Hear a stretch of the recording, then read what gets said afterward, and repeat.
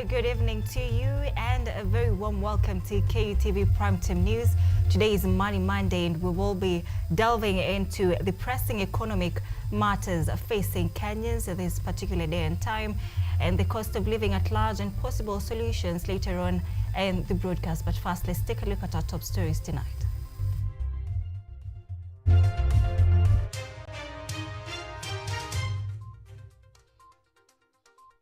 World record holder Kelvin Kiptum dies in a tragic road accident alongside his Rwandan coach.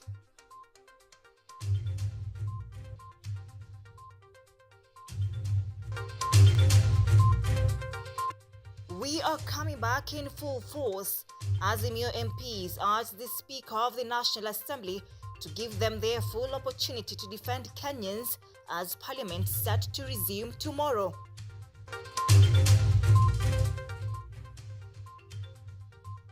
KUTV Hub encourages women to venture in leadership positions to build themselves economically.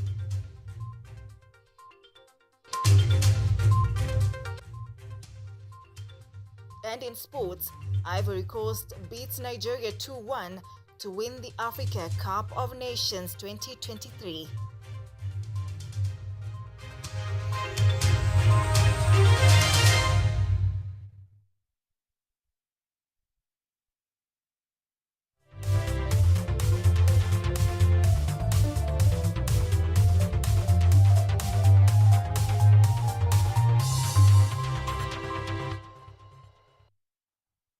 This is KUTV Primetime News with Odida.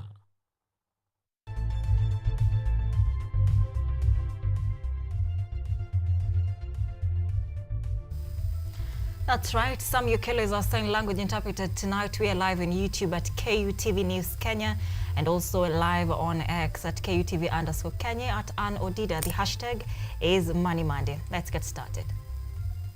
Now, world marathon record holder Kelvin Kiptum is dead. Kiptum died on Sunday evening at around 11 p.m. in a grisly road accident along the Eldoret Ravine Road in Kaptagat. According to police report, Kiptum, together with his Rwandan coach Gervais Kaisamana, died on the spot after his car Toyota Premier lost control and veered off the road, hitting a tree. The athletics fraternity is mourning the death of 24-year-old Chicago Marathon world record holder Kelvin Kiptum, who died in a road accident Sunday night at Kaptagat Forest area along the Eldoret Ravine Road.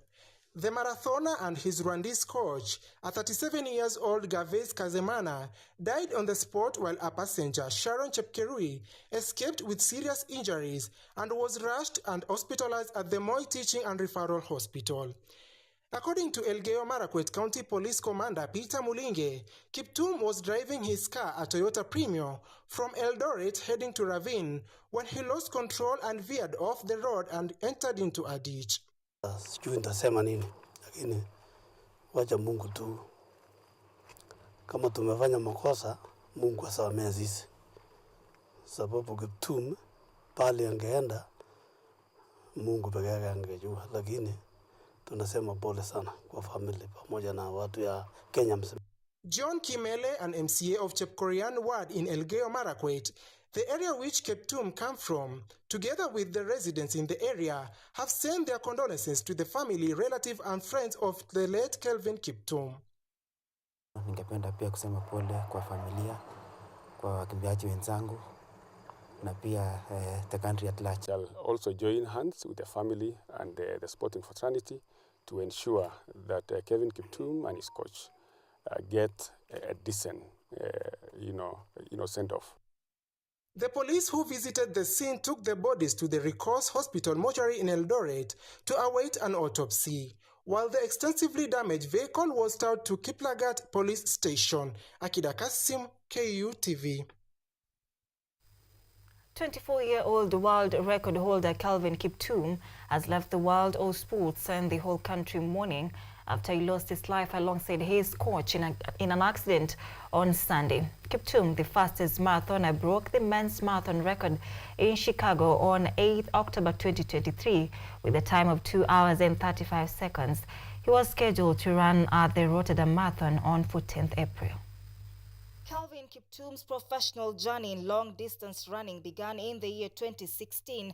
His breakthrough, however, came in 2018 when he won the adult half marathon with an impressive time of 1 hour, 2 minutes and 1 second. His international debut was at Lisbon Half Marathon in 2019, where he came 5th. The following year, Kiptum triumphed at the Casablanca and Beirut marathons, solidifying his status as a rising star. In 2020, he set a new personal best at the Valencia Half Marathon, placing 6th with a time of 58 minutes and 42 seconds. In 2021, he ran 59 minutes 35 seconds half marathon in Lens, France, emerging first, and 59 minutes 2 seconds half marathon in Valencia, emerging position 8. This will change in 2022 December 4th during his debut at the 2022 Valencia Marathon, when he became the fastest ever marathoner and the third man in history to break the 2 hours and 2 minutes record. In the 2023 Chicago Marathon on October 8, 2023, Kelvin Kiptum became the first world marathon record holder just at 24 years after clocking a tremendous 2 hours and 35 seconds, crushing a record that had been held for years by Olympic champion Eliud Kipchoge. Unbelievable. And he shaved so much. Kiptum's winning time at the Chicago Marathon was by far the fastest marathon debut ever, breaking the course record by over a minute. He beat the 2022 World Marathon champion Tamira Tola, a pre-race favorite among others. It was the first time a world record was recorded in Chicago since Moroccan Khalid Kanochi's exploits of 2 hours, 5 minutes and 42 seconds on October 24, 1999. World Athletics ratified his world record just last week. He was due to compete at the Rotterdam Marathon in April, which would have been his first event since setting the world record. Odida, KUTV. Leaders and the athlete fraternity across the world have expressed their heartfelt condolences following the tragic passing of the esteemed world marathon record holder Kelvin Kiptum, who died last night. Led by President William Ruto, the leaders have termed Kiptum's death as a loss in the athletic arena. Tragic death of world marathon record holder Kelvin Kiptum has deprived the world of a great treasure in the athletic world. This is according to President William Ruto, who applauded Kiptum as a shining star and one of the world's finest sportsmen with remarkable mental strength. His deputy Rigathi Gachagua, through his social media platform X, also expressed condolences to Kiptum's family and the sporting fraternity, acknowledging the commendable marks the 24-year-old has left on the global stage. Prime Cabinet Secretary and Minister of Foreign Affairs Musalia Mudavadi applauded Kiptum for the indelible mark not only through his achievements but also through mentorship and leadership, guiding aspiring athletes to reach their full potential. Azimio leader and a former Prime Minister Raila Odinga also sent his heartfelt condolences to Kiptum's loved ones, friends and the entire athletics fraternity as the nation grieves the profound loss of a true hero. Cabinet Secretary for Sports and Youth Affairs Ababu Namwamba expressed his deep sadness and sorrow and the entire world having lost a promising sports person at a young age. On behalf of all World Athletics President Sebastian Coe expressed his shock on what he termed as a devastating loss of a promising athlete, together with his coach Gervais Hakizimana. Coe highlighted Kiptum's incredible athleticism and the legacy he had forged, particularly noting the historic marathon world record set in Chicago. Australia's Robert De Castella, who is a former world champion marathon runner, was also in disbelief about the sudden loss of Kiptum, who according to him was a rising superstar. Similarly, two-time Olympic champion and ex-world record holder Eliud Kipchoge offered his condolences to Kiptum's family for having lost a marathon world record holder and rising star in the athletics world. Kenya's Olympic champion and 800-meter world record holder David Rudisha, on the other hand, in dismay, was shocked and deeply saddened about the sad news of the passing of Kiptum, together with his coach. Salma Swaleh, KUTV. Our condolences to the friends and family of Kelvin Kiptum. May he rest in peace. Now, away from that, Orange Democratic Movement leaders who are members of the National Assembly and the Senate have promised to stand firm in defending Kenyans as both houses resume sittings as from tomorrow. The leaders have called on the Speaker of the National Assembly, Moses Wetangula, to stop being biased during debates and give them the airtime they need in order to defend Kenyans. ODM leaders while in Homa Bay County have expressed their commitment in fighting for the welfare of Kenyans at both the National and the County Assembly as the House resumes session after a long break from December last year. And I want to say that there are critical issues and fundamental issues that are touching on the lives of Kenyans. I want to call for a honest, objective, and time adequacy on debate. We are coming tomorrow. There is nothing like Odida side being given a lot of time to debate at the expense of the Azimio. ODM Secretary General Edwin Sifuna outlined that Kenya being a free and a democratic nation, the election process of Independent Electoral and Boundary Commission IEBC officers will require joint opinions from all stakeholders in the country, including the opposition. So hata kwa hii IEBC tunataka kuambia Ruto huwezi chagua refa peke yako. Na hii kitu ndio imebaki peke yake. Once we sort out the question of IEBC, mimi kama katibu wenu nimetembea na baba Kenya mzima. I have no doubt in my mind Ruto is going to be a one-term president. I can assure you. The people of Kenya are going to put a stop to this very terrible experiment they got themselves into in 2022. Besides, the leaders who have criticized the Kenya Kwanza government for lying to Kenyans on lowering the cost of living have vowed to ensure the implementation of the report presented last year to the government by the National Dialogue Committee (NADCO), claiming that the recommendations in the report will help solve Kenya's problems on the cost of living. We insist the court ruled from a legal perspective. The IEBC is a political issue. And that is the reason why Raila Odinga said, despite the ruling of the court, this is not just a legal matter, this is a political matter. And the solution was provided by Kalonzo Musyoka and the team that was in NADOC. That is the most urgent thing, beside raising revenue that we want to send to county. However, the leaders led by Homa Bay Senator Moses Kajwang have warned President Ruto of interfering with ODM politics and Azimio at large, assuring that they will not allow division in the party. If a snap election was called today, Raila Amolo Odinga will defeat William Ruto because Kenyans are tired. The only strategy that William Ruto is remaining with is to disorganize us within the coalition. And we must desist from this conversation of who is going to be the president and deputy president at this point in time.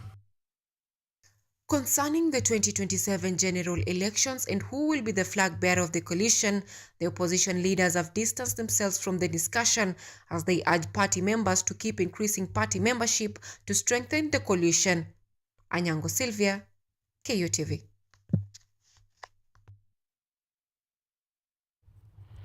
All right, that report by Anyango Sylvia is taking us to a very fast short break right here. We are coming back with an interview. Stay with us.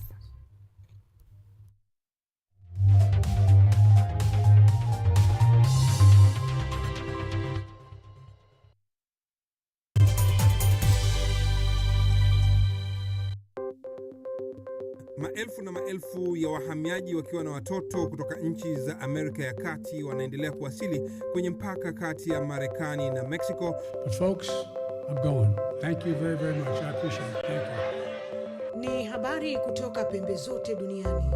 Pepo pasi vuguvugu. Pepo pa ni idea. Sazidi ananyonya, hanyonyi vizuri, anakuwa hayuko comfortable. Jeshi la Jamhuri ya Kidemokrasia ya Kongo linapambana na waasi wa ADF. Wanatoa wito kwa mashirika, makampuni na vile vituo vya uchukuzi. Mambo mengi yatakwenda kama yalivyopangwa. Hapa ni kuna mmoja wa viongozi wa chama cha wavuvi katika eneo hili. Zaidi tunajaribu kuwapa chanjo ili ina boost ama inanyanyua kinga ya mwili, hiyo inaenda kupelekea kupambana na virusi. Ni duniani leo, Jumatatu mpaka Ijumaa, moja kwa moja kutoka VOA Swahili, Washington DC.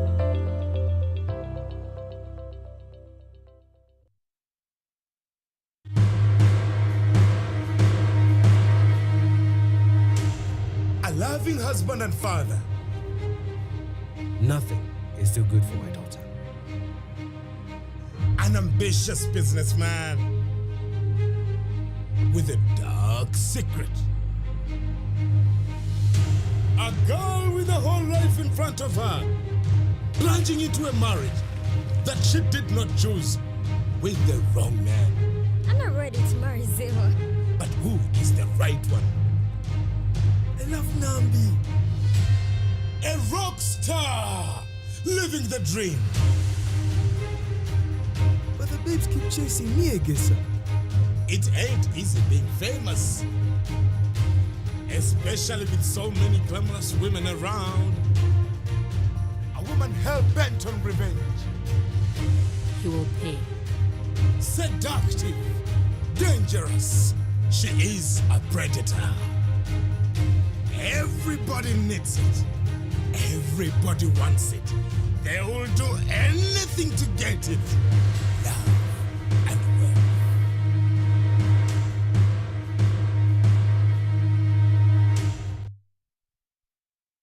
From the farm to the consumer, we explore agribusiness opportunities right here with you. Changamoto lingine ni soko. Soko saa ingine bei inashuka tu drastic, kama saa hii hoho imeshuka chini. On Money Monday, we explore business stories and get business professionals as reference points for analyzing investment opportunities. Last year, the economy grew by 4.8%, and which is really an indication of the resilience of the economy. If we don't grow the economy, then we cannot have economic transformation. We shall bring you up to speed with everything taking center stage in the business world and the state of the nation. Join me and Odida every Sunday and Monday for captivating, entertaining and informative stories at 9 p.m.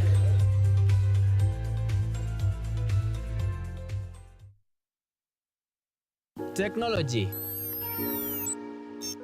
science, innovation, ICT and research. These are the ingredients upon which the solutions to the 21st century problems are founded. In a world that is rapidly changing, it's all hands on deck to ensure a balance in all fields of life.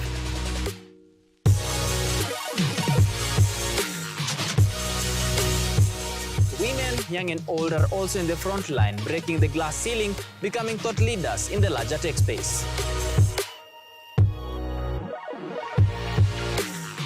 Not forgetting other societies marginalized. And when the tech Avengers come together, we inch closer to a much safer, efficient and sustainable world.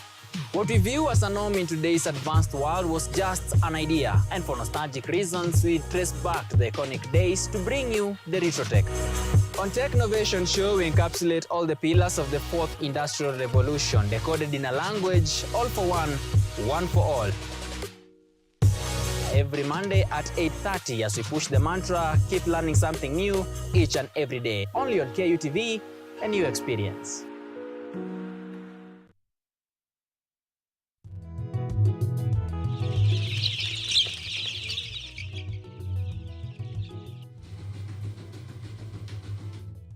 Ni kaunti maarufu kwa kuzalisha maziwa na ukuzaji wa majani chai. Pia, serikali ya kaunti inawahimiza wakulima kukumbatia mitindo mingine ya kilimo kuzidisha mapato. Kama kuna kikundi moja inafanya biashara ya kuuza kuku, hao pia tumewafadhili kuwafunza jinsi ya kuhandle zile kuku kwa sababu wanaleta kwa wingi.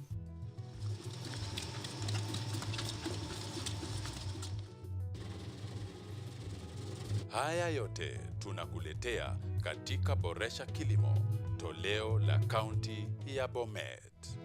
Kilimo ni nguzo kubwa kwa ujenzi wa taifa.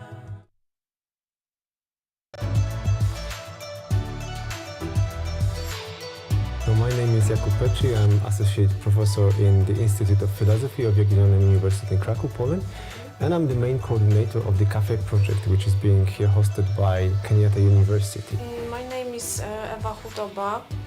I am a project manager in this consortium. Keep watching cutting-edge research at Kenyatta University Television.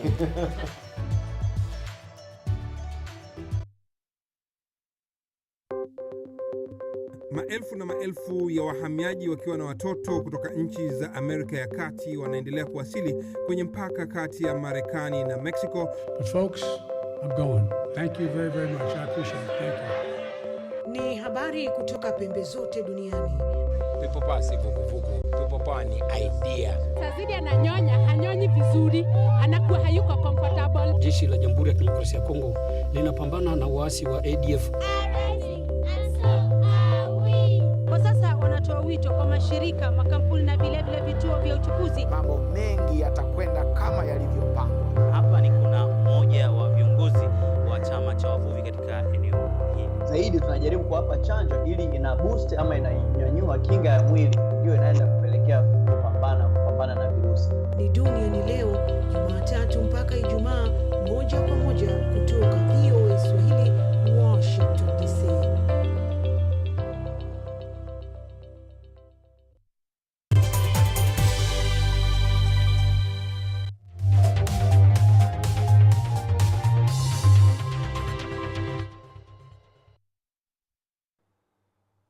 You are watching KUTV Primetime News with Ann Odida.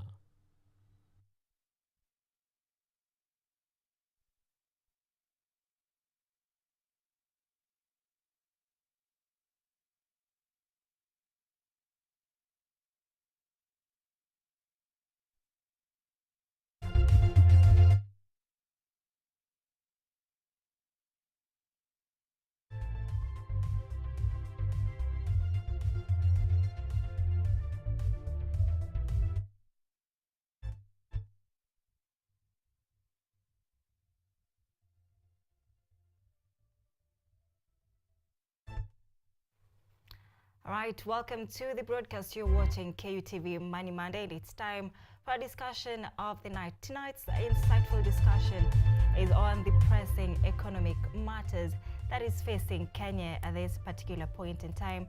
And to help us talk about this discussion is John Mungai, who is the National Secretary Economy Society of Kenya, and Professor David Minja, who is a strategist, governance and public policy expert. Karibuni sana to KUTV. Glad to have you. Maybe you can tell us what you do on the side in terms of economy-wise, advising. What do you think about the current economic situation in Kenya? Well, thank you and good evening, everyone. I think from where I see it, the economy is struggling. But although the government is putting effort to see that it stabilizes, there are still many issues that are outstanding. Issues of debt, issues of inflation, high interest rates, high unemployment. And in a nutshell, the cost of living for mwananchi is quite high. And everyone is crying. At least the common mwananchi, the citizen, is crying that things are not good. All right. Yeah. I still want to stick with you now that you've mentioned the government is also struggling in terms of public debt. How do you assess the current status of Kenya's public debt and its implication and maybe for government spending expenditures? Well, we are not yet in a debt crisis, but if we do not manage debt properly, we might be heading there. At this point, we can still say we can sustain that level, although it's still high, because we are talking of about 70% of GDP, our debt being 70% of GDP, which is, of course, way beyond even what IMF has recommended, which is 50%. So, but if we are able to consolidate what we have now, if we go the way of fiscal consolidation, we manage our fiscal deficits and accumulation of debts, we could stabilize, I could say that, with time. But where we are not yet out of the woods. We are still in the woods, and we have to do something more than what we are doing now. Yes. John, what is your view on the current status of economy? How would you rate it now that you are someone in the economic space? Thank you. Before I answer that, I want to briefly talk about ESK, Economic Society of Kenya. We are an association of economists in the country, and I'm the national secretary, and we invite everyone, including Prof and his colleagues in academia, to come and join us so that we can have a voice, especially now that we have some serious challenges that needs not lawyers, not accountants, but economists to guide and advise the government. Picking on where Prof left, I think we would say we are in the woods, actually, compounded by, among other things from what Prof said, is one, the other crisis, the Russia-Ukraine crisis, you know, affects many things, supplies, world logistics routes. Number two, what we have is the inflation and the Kenya shilling depreciation. It is adding more trouble or more challenge to the debt issue in Kenya. I mean, by December, if I remember it right, we almost added 890 billion to our debts without borrowing, just because of the Kenya shilling depreciation. Compounded by the draw that was there, now it is easing a bit. So, I would add what Prof said, we are the cliff. So if we misjudge our balance, we might fall off, but if we balance well, we might walk off the cliff. Yes. So what strategies should the government consider to manage well this public debt and also ensure adequate investment in key sectors? I'll look at first would be the food issue, the agriculture sector.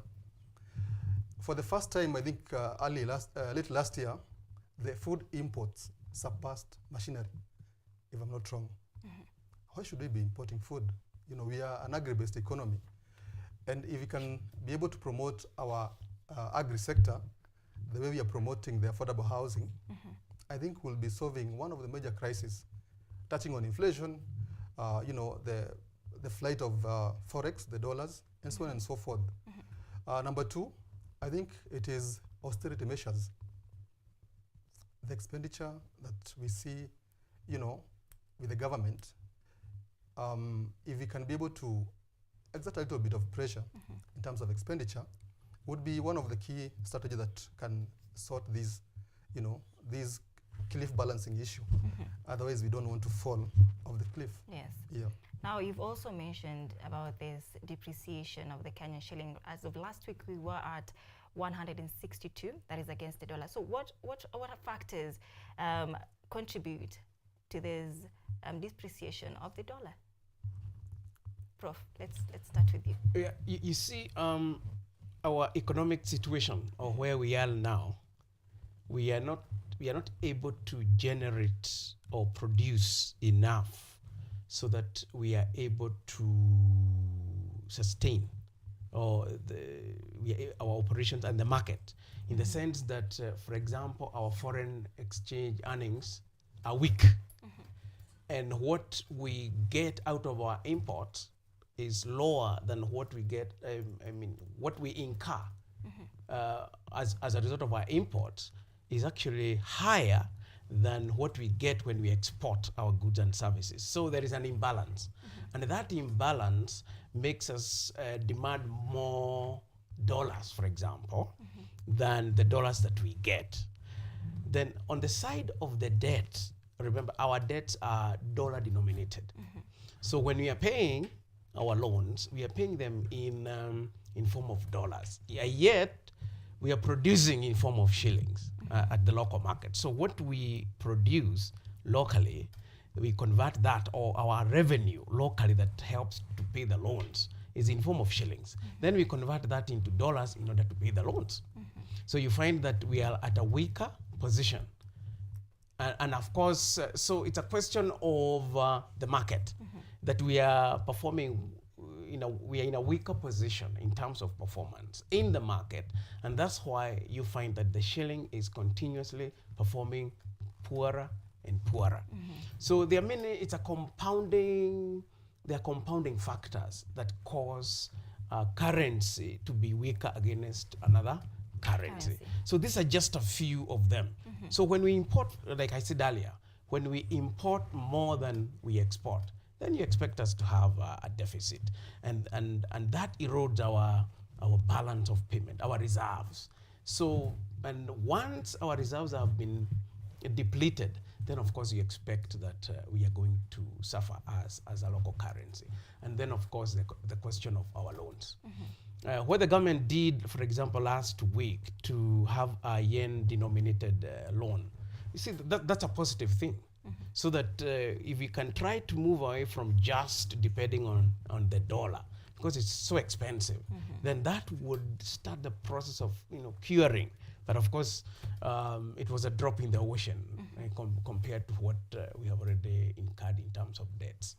Something that I would want to point out before I move out of that depreciation of the shilling is the fact that over the last 10 years, when we look at our debt as opposed to our GDP, our debt per capita has always been higher than our GDP per capita, implying that even the loans that we get do not significantly affect our economic growth. So it doesn't really make us significantly better because we have borrowed. Of course, we have seen that the economy has been growing after COVID. Moved from 4.4, we went to 5.3. Now there are projections that still we are going to be above 5%. But of course, that is a drop in the ocean, considering that the debt, the cost of debt is still high, and we are required to generate a lot of revenue in order to service our debts. So like we are saying, we are still having problems, and our shilling will still continue being beaten in the market as a result of these demands, because there's a lot of demand in terms of this dollar. We require lots of dollars to service our loans, to import goods and services that we do not have, especially those of capital nature. And that requires us to have more and more dollars, which we do not have. So the demand is higher than the supply, if you would say that. John, I'll also bring that question to you. What are the potential economic ramifications now that this dollar continues to, the Kenyan shilling continues to depreciate against the dollar? Yeah, so number one of the most serious economic impact is our debt. Yeah, and remember, when you have borrowed as a country, the first collection that you make, you must commit to pay. So we'll see more of either more taxation or more borrowing so that we can service the debts. Yeah, that's a very serious issue because we continue, impacting our economic growth. I want to pick on where Prof left. There is a study that was done by Cato Institute, and they analyzed from 2010, I think, to 2020, studies on public debts and economic growth. And they said anything above 51.5% debt to GDP ratio affects growth of the economy negatively by 0.16.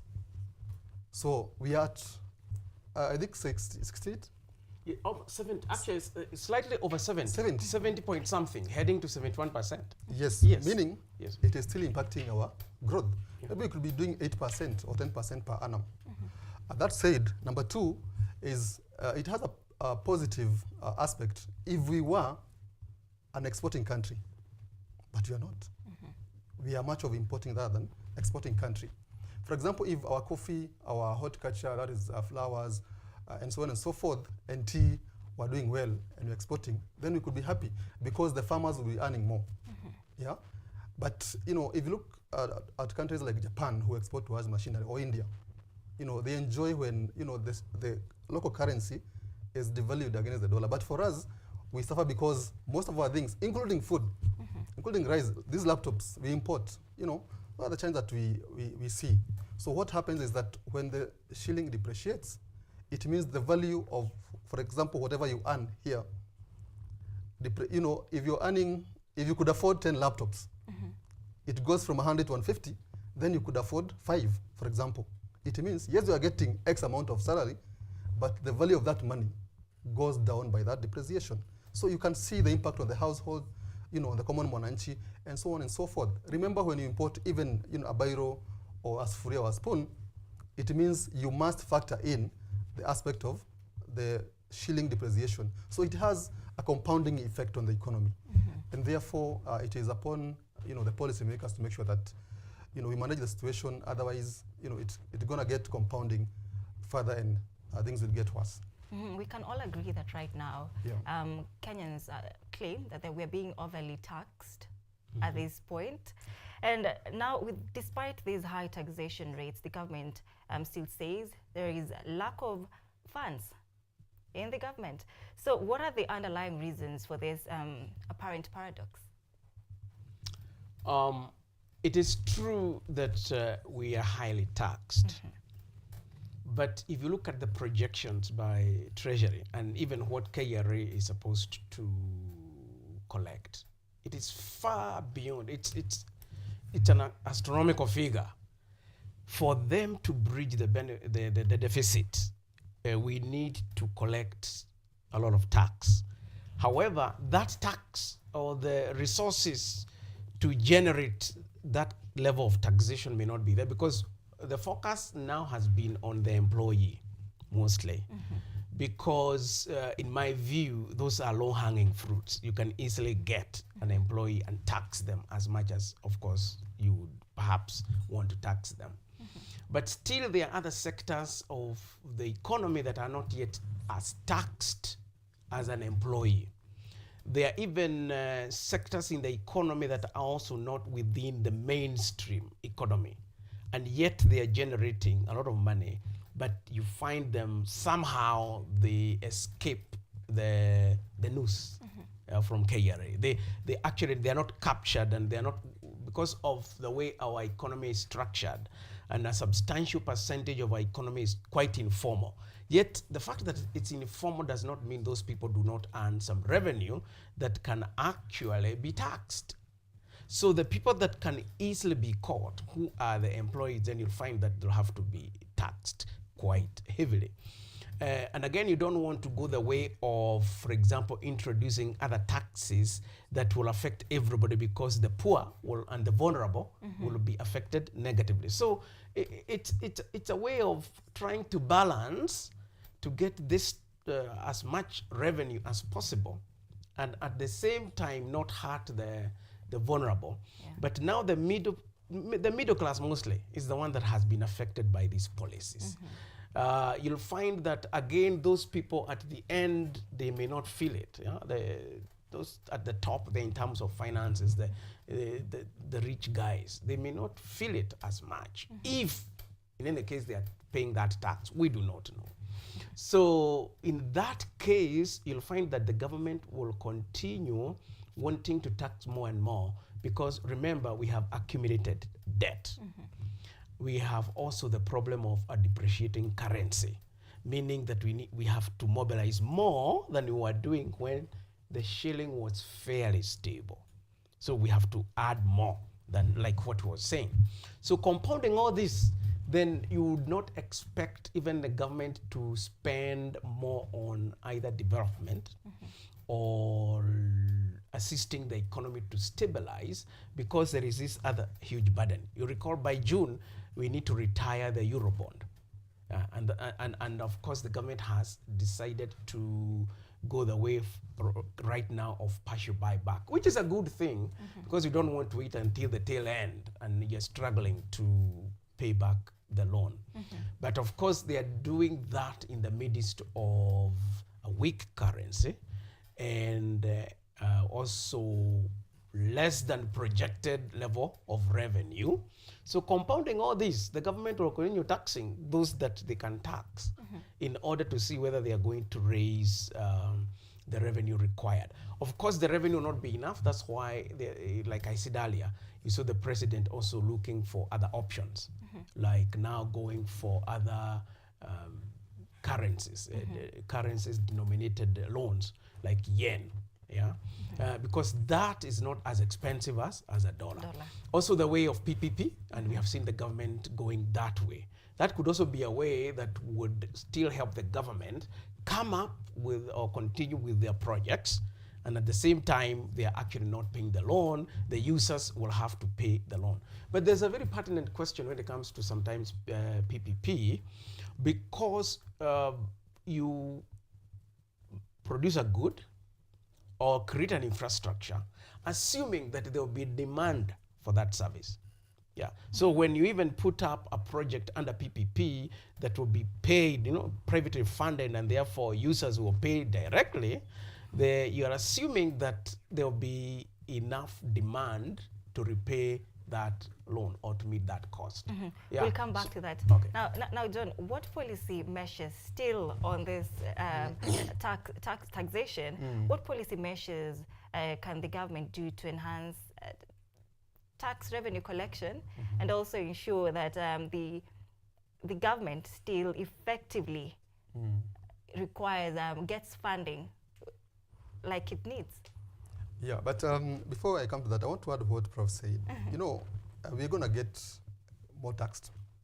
There's no way out, especially for the low-hanging, as he calls them. Number one, the government is trying to avoid borrowing as much as possible. Remember, we're almost hitting the ceiling. So number two, we have a growing debt. So we have to collect more to cover the growing debt.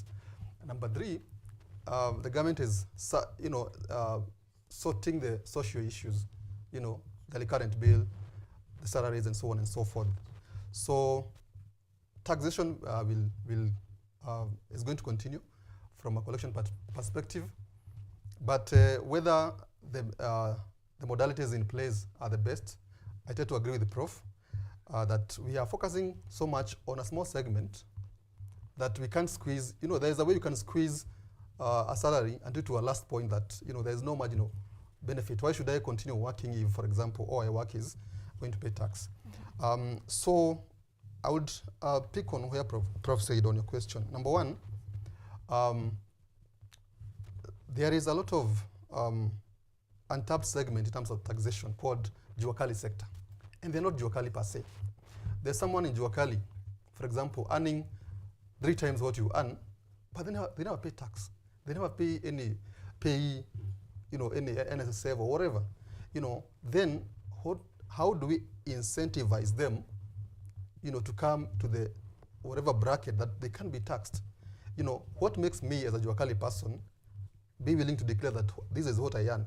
Do I get some benefits that I feel comfortable and feel good to come and say, I think now I should register and be that bracket? That's number one. Let us come up with policies or strategies that will encourage more people to be in the tax bracket. Number two, the government will, actually we have seen that, will continue looking at how they can avoid borrowing. Because as much as you want to do your project as a government, you must borrow. Borrowing means more taxation and so on and so forth. So more of public-private partnerships. Number three, I think we need to have policies that will encourage more investment. We have seen capital flight from here to neighboring countries. What is it that we are doing that is discouraging investors and making them live here? Aren't there any positive way we can do it to retain more, or even extract them from neighboring countries to come to this country? Because the more we create more employment, more production, we are creating more revenue for the government. So I think among other things, those would be the areas that the government need to look at. But most importantly, of emphasis is we must stop focusing on the salaried category of Kenyans, because there is an extent that we can squeeze the earnings, and they are given number. So there's no way we are going to increase our taxes by taxing more.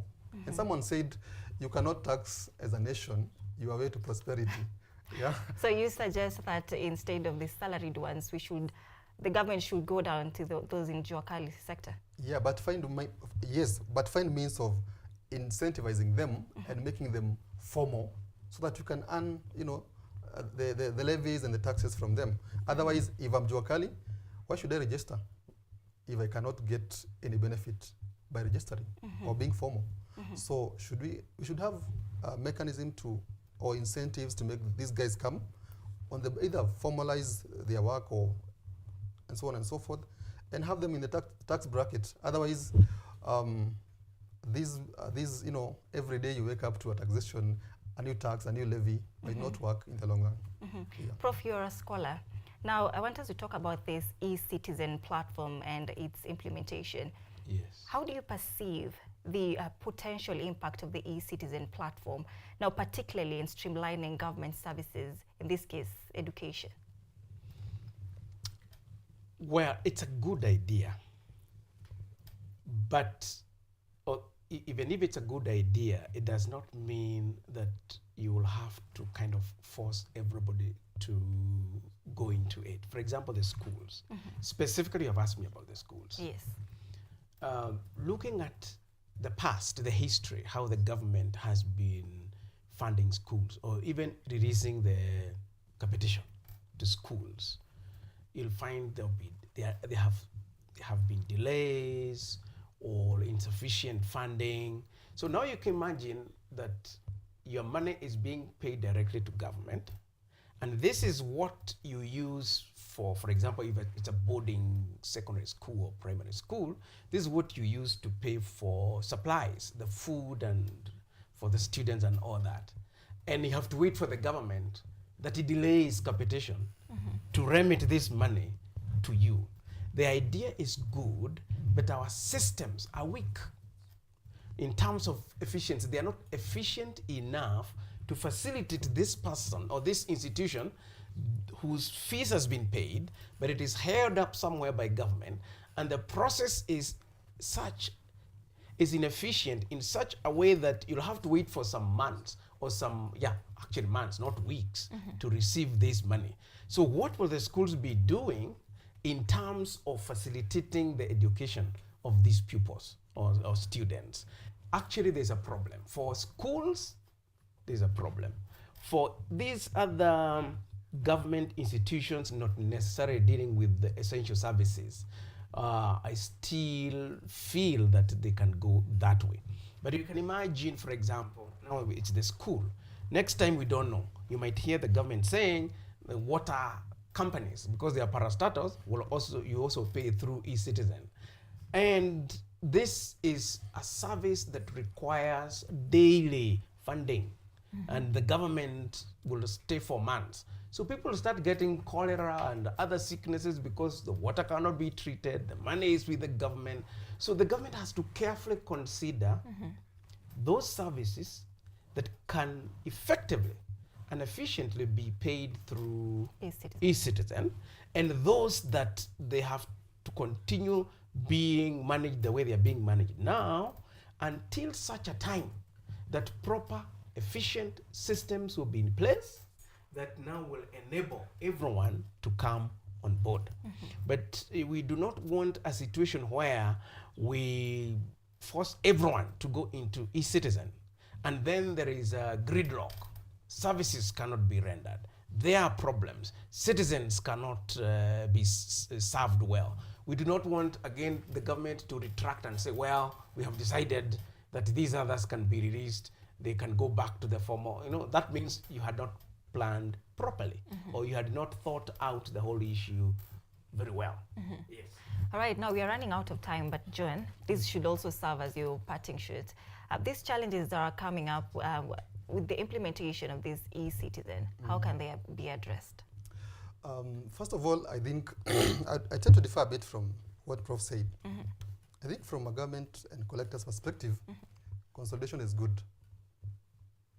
It is good in that it enables you as the collector to track where the money is coming from. Also, we have seen a lot of misuse or mismanagement of funds collected by government agencies. The streamlining has been easier, be it at ID level, passport level, you can give the examples. On schools, I'm not an academician. Prof is, so he can speak on that one. But I think consolidation and having a single paying point, from a collector's perspective, it is good for consolidating the money and for accountability. There are challenges I hear in schools, even in universities, they're supposed to pay even for food using e-citizen. That's right. That was the debate. How practical it is, I don't know. Yeah, but I think if then there are inefficiencies, maybe Prof and the team has identified, they can be brought, to the table and be discussed. But as a practitioner who has been in the financial sector, financial service sector, I can tell you for sure that when you consolidate and you have a single paying point, even the temptation of the person collecting is using the money, is removed. So, Prof, I beg to depart from your All right. Thank you so much, gentlemen. Time is up for this discussion, but we can continue to have this discussion on the side. It's a discussion that never ends. Thank you so much for making time for us tonight. All right, that is John Mungai. John Mungai is the National Secretary, Economic Society of Kenya, and Professor David Minja, a strategist, governance, and public policy expert. We are taking a very second short break. At this point, we're coming back with so much more. Stay with us.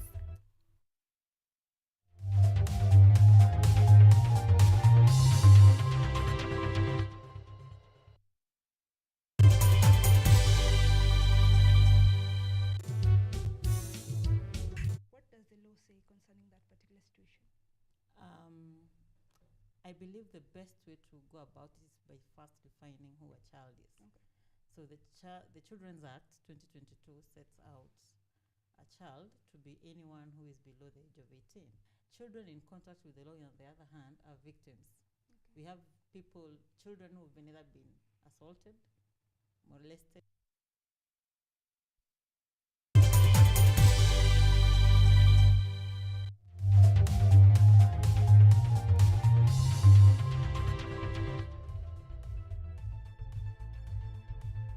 You are watching KUTV Primetime News with Ann Odida. Welcome back to the broadcast. Now, the Public Service Internship Dialogue held at Kenyatta University.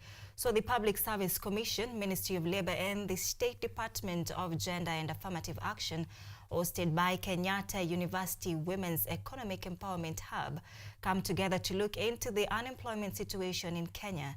And according to key speakers, students who go through public service internship have a high possibility of acquiring jobs.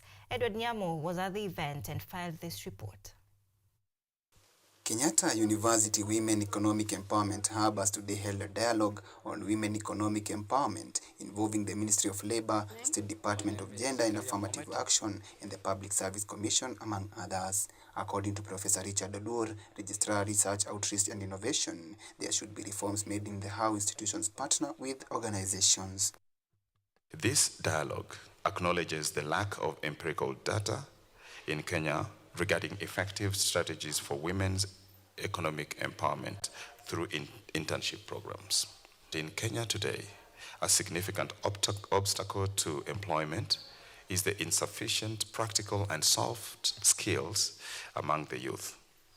It is our hope that the findings of this study will guide policymakers like yourselves in addressing this issue of job readiness to improve employment opportunities. Dr. Joseph Muniu from KUTVNEWS stated that in their research, they established that young men have higher chances of getting jobs than young women, stating the need for policy interventions to support young women in acquiring jobs. Gender is a concern because female youth participation in the job market is at 29.5%. The female youth participation is at 29.5%. And if you compare that with their male counterparts, it's at 36%. So the female population of the youth is lagging behind. So the public service internship program, of course, has been introduced in Kenya to help in resolving the issues of non-readiness and also unpreparedness, as we have seen. Our focus today are the youth. You are aware of many issues that the youth are experiencing. So, if there is anything that Kenyatta University and you as stakeholders can do to increase the employability of this youth. That is our aim. Different scholars in the dialogue identified high employment in the country as the main problem, contributing to a higher number of unemployed young women. Partnership has been identified as a key factor to enable fresh interns to acquire jobs after undergoing the internship period. As we engage in these conversations, can we increase also the stipend, maybe from 25 to 30,000? So maybe in the next phase, we can see how best to partner so that more sectors are also accommodated in some of these placements. If we have a fair system where we have people waiting to be employed based on when they left college, whether they attended the PSIP, I think even the youth will, at least they'll have some hope. Scholars have also stated that awareness should be created when job opportunities are being advertised so that young women can make applications. A gap between policy and implementation has been said to be one of the key factors contributing to young women not taking opportunities in STEM leadership. We have what we call social demand approach, meaning it is education for the masses. Whoever needs it, well, anafanya nini? Yeah, so anasoma too. That's why we have more, maybe even more graduates, even not having related skills or in the area that, they may need the jobs. The dialogue was initiated in 2020 with the main objective being to evaluate the effects of public service internship in securing formal and informal income generating activities. Edward Nyamo, KUTV.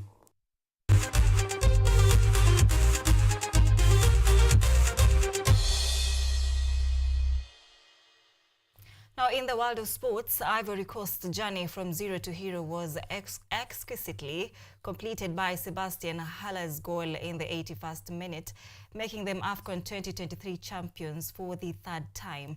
Nigeria's captain William Troost Ekong scored in the 38th minute, giving hopes to the Nigerian side. However, Frank Kessie equalized in the 62nd minute, with Sebastian securing the win for the host side. Ivory Coast has now won the AFCON for the second time after winning in 1992 and 2015. AFCON 2025 will be held in Morocco.